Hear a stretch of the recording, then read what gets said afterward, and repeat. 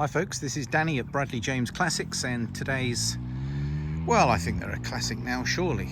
Land Rover Defender 110, which is a long wheelbase version. But this one is a diesel turbo one from 1990. Now there are a series of engines and variants of Land Rovers, the early series vehicles, and then they turned into what they referred to as a 110, and then they called them Defenders, and then of course they come out with a 90, which was a short wheelbase version, right through to when they made the last Land Rover, which I think was about 2016. They made about 2 million, and they are recognisable the world over, and there's often a few examples for sale.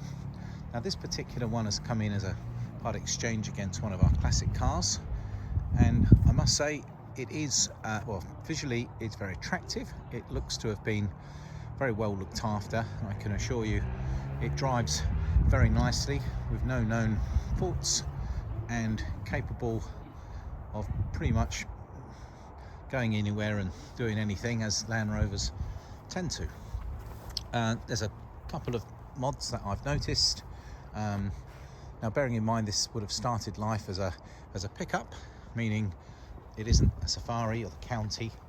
It isn't the van. It's an open pickup, and I noticed in the paperwork it's had a new canvas roof in the last 2 years, and these canvas roofs obviously can be fully removed, and they fit onto what they call hockey sticks, but it's a series of sort of galvanized bars that give you the sort of van effect, but you can just roll back this canvas, and I actually think it makes it look rather smart. I've noticed it's got some upgraded shock absorbers, and it's got some what appears to be heavy duty springs, and I suspect that's sitting a little higher than normal, so perhaps it's got a little lift kit as well. A couple of steps to help you get in, always very handy with these tall Land Rovers.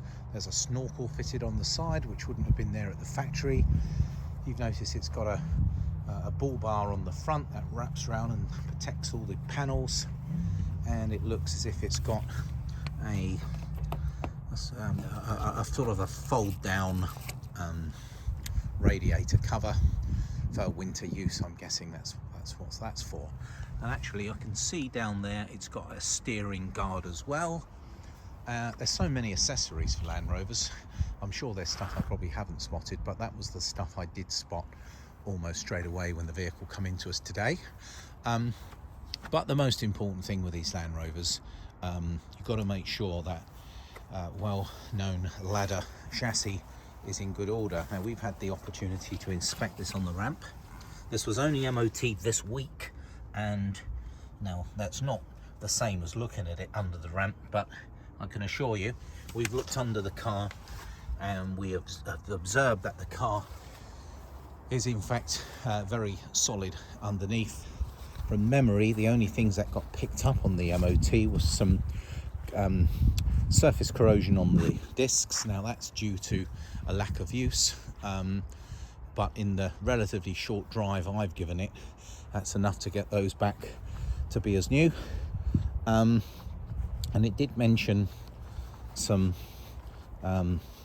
corrosion which appears to be more of a surface nature on this rear cross member. Now it's all painted up and it looks pretty substantial like that. However, when the time comes, the good news is that whole panel, which runs from there to there, you can simply unbolt it and put another one on if ever it got any worse. At the moment it's only mentioned as an advisory.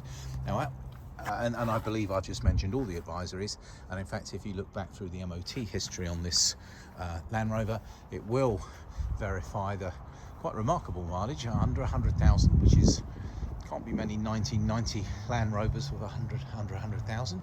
It has got 98, mind, and it's getting there, which is actually quite low mileage for one of these. Usually you see Land Rovers of this age probably double and sometimes treble that mileage, which is a testament to the hard wearing engine that these later Land Rovers had fitted to them. In fact, I'll take a bit of a gamble here, and I seem to remember that it was It was when they first started fitting turbochargers to these engines. It actually, for the first time, gave the diesel the same towing capacity as the big petrols, which were big V8s. So yeah, this is an ultimate towing vehicle, and in fact, being a long wheelbase, I think that helps it all the more. Now, clearly it's been repainted at some stage, because the paintwork is in very good order. In fact, it's very, very nice and shiny, and it is a credit to the previous owner. Now, it does have a couple of transfers. Now, we got a Least We Forget poppy, which is quite a good time of year to be seeing it, and we got one on the side and we got one on the other door. And if I go panel by panel, now I know it's not like buying a new car, but it is pretty. There's a few ripples here in the bonnet, which probably is through someone jumping on it or sitting on it. There's some checker plate, which is on the top of the wings, which is quite a common upgrade on these Land Rovers. That means you can stand on the wings without damaging them. This offside front wing is in good order, with a little ripple there if I get very close, but again, nothing too tragic. The Defender had these handsome arch extenders on, a good solid door. Usually they can be a bit ratty around here. Now, bearing in mind these are aluminium panels, but the sort of water gets up under the paint. We've got the checker plate across the sill, which really keeps them heavy duty, and in fact that whole side panel is in good order down there. Well, as you'd imagine, a few actually I think that's mud rather than a scratch, so that's an easy one to do, but the paintwork is in very good order, I believe. Across the back, now, because of the nature of this particular configuration, this one is only going to have a half door, because it is a pickup. You undo a couple of clips here and then one there. I'm doing this in one hand, and down comes the tailgate, which is held quite nicely with those chains, and this is something you can sit on. Someone's kindly put a doormat on there so you can wipe your feet before you get in. Now, excuse the leaves, it is autumn. We've got a couple of extra fold down seats, so there's a room for, that looks as if you could probably get 2 bums on each seat, so you've got room for 4 in the back, and there's probably enough to put some more seats in here if you want to. But as it is at the moment, it is just completely standard. Some jump seats in the back, and that means you can have a few people sat in there, or you can, as I say, take this canvas off altogether and use it as a pickup. I think I mentioned the tow bar. Now, the tow bar has actually got it's got a pin built in, and it has the ability to move up and down to take different sorts of trailers. The tyres all match. They're called Country Life. I can't say I've heard of those. Oh, that's not it. It's is that Victoria? I can't quite see. But they're matching, and they look very appropriate for this vehicle. And as you can see from the tread, they're all in very nice order. Now I'm going to attempt to open the bonnet, which is a one-handed operation because I'm holding the phone, and I can show you that in fact the engine does present very well. There's no massive oil leaks or down the sides and stuff like you often see with these old Land Rovers, due to its maintenance and the fact that it's been well loved. It starts up on the button, and it actually drives very well. Now, one of the things that the later Land Rovers had, they had proper wind-up windows like this, rather than the slidey ones that even the early 110s, I think I'm right in saying, had sliding windows. But these have got far more luxurious door cards and stuff like that. No bare metal there. There's the 98,000 on the odometer. You've got 3 seats, albeit the middle one is more of a jump seat, and you haven't got a lot of place to put your legs. Now, you've got the later gearbox in this, which is a 5-speed, they call it a Santana 5-speed gearbox. You've got a transfer box, which has got a 2-speed transfer box, and you've also got a center diff lock, and of course that one there is the handbrake. It's got carpets fitted throughout here, which is quite posh for a Land Rover. It has got a Pioneer stereo, and you can plug in a USB so you can probably connect your phone up, I'm guessing. And I notice there's a speaker right above your head, so you can actually hear it as you're going along. There's some sliding windows at the back where you can see through into the back, and there is a headlining. Now, it's not exactly mint condition, the headlining, but it's still there, very passable, and it's got very much like, looks like an old early Range Rover type steering wheel on that. I could be wrong, but you know, we haven't put this through any epic valeting. This is pretty much come in as it is, and she does present very well. She starts on the button. There is a little starting procedure to these where you sort of hold the button to act as a preheater, and then you turn them over and off they go. So I'm going to give the bonnet release a pull. Oh, and as you can hear, that's the bonnet releasing. And again, you have to bear with me because it's not a bad one to get to, but because of the bull bar, it's pretty tricky to do it in one hand, to be honest. But anyway, I've managed that. Up with there's a bonnet stay here. Now, it's all red under here, so I think there's a strong possibility that this car may have started life red and at some stage has been painted green. But actually, when you look how good it is under the bonnet here, that is in pretty good order. It's important that these bulkheads are in good order, like this one is, and all the inner wings are all good as well. Now, I promised you a little look at the engine. There she is. Now,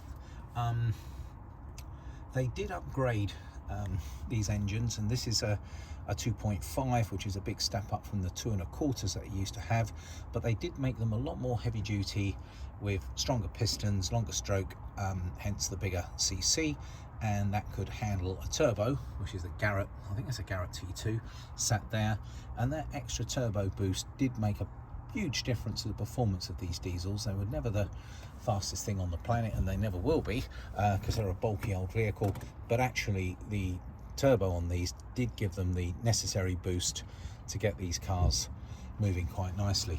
So the car has been well maintained. It's been serviced within the last year. You can see the fuel filter there's looking quite new.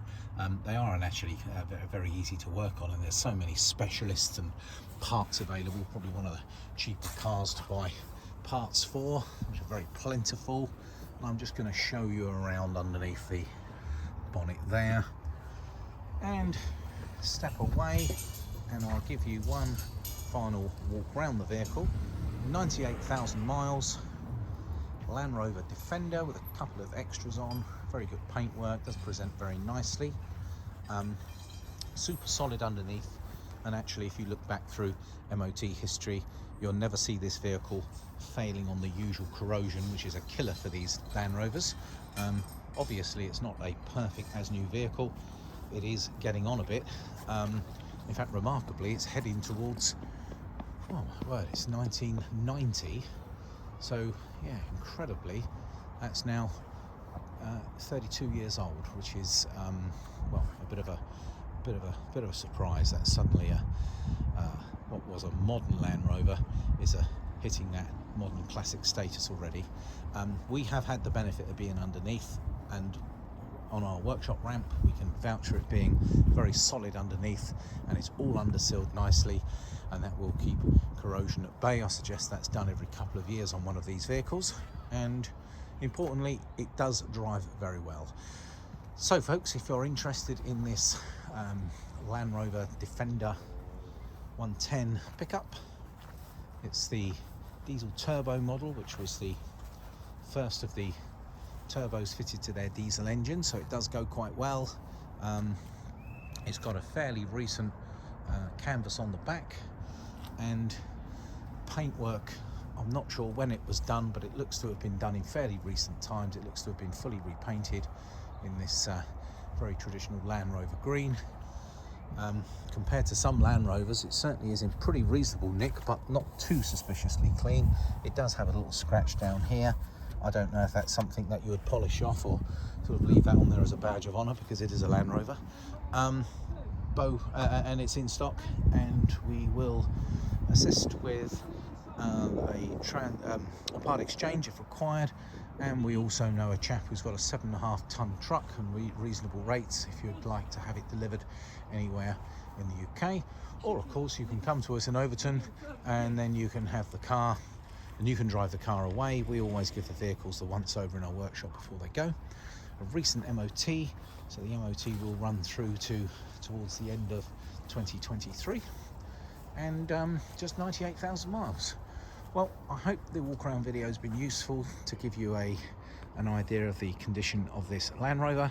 If you require any further details, please get in touch through our usual channels, and if you'd like to come and have a look, we're open Monday to Friday 9 to 5, and on a Saturday morning through to 1 o'clock, strictly by appointment only.